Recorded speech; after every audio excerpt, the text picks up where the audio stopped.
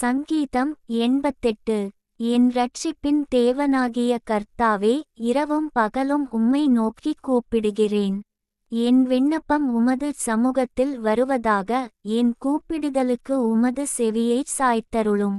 என் ஆத்துமா துக்கத்தால் நிறைந்திருக்கிறது, என் ஜீவன் பாதாளத்திற்குச் சமீபமாய் வந்திருக்கிறது.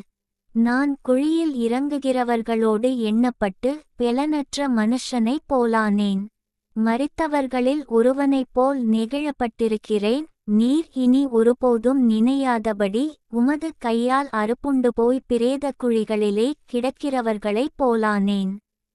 என்னை பாதாளக் குழியிலும் இருளிலும் ஆழங்களிலும் வைத்தீர். உம்முடைய கோபம் என்னை இருத்துகிறது, உம்முடைய அலைகள் எல்லாவற்றினாலும் என்னை வருத்தப்படுத்துகிறீர். எனக்கு அறிமுகமானவர்களை எனக்கு தூரமாக விலக்கி, அவர்களுக்கு என்னை அருவருப்பாக்கினீர். நான் வெளியே புறப்படக்கூடாதபடி அடைபட்டிருக்கிறேன். துக்கத்தினால் என் கண் தொய்ந்து போயிற்று. கர்த்தாவே, அனுதினமும் நான் உம்மை நோக்கிக் கூப்பிட்டு, உமக்கு நேராக என் கைகளை விரிக்கிறேன். மரித்தவர்களுக்கு அதிசயங்களைச் செய்வீரோ? செத்துப்போன வீரர் எழுந்து உம்மை துதிப்பார்களோ? பிரேத குழியில் உமது கிருபையும் அழிவில் உமது உண்மையும் விவரிக்கப்படுமோ?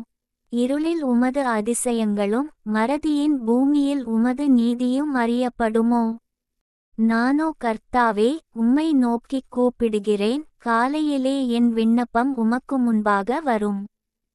கர்த்தாவே, ஏன் என் ஆத்துமாவை தள்ளிவிடுகிறீர்? ஏன் உமது முகத்தை எனக்கு மறைக்கிறீர்? சிறுவயது முதல் நான் சிறுமைப்பட்டவனும் மாண்டு போகிறவனுமாயிருக்கிறேன். உம்மால் வரும் திகில்கள் என்மேல் சுமந்திருக்கிறது, நான் மனங்கலங்குகிறேன். உம்முடைய எரிச்சல்கள் என்மேல் புரண்டு போகிறது, உம்முடைய பயங்கரங்கள் என்னை அதம்பண்ணுகிறது. அவைகள் நாடோறும் தண்ணீரைப் போல் என்னைச் சூழ்ந்து ஏகமாய் என்னை வளைந்து கொள்ளுகிறது.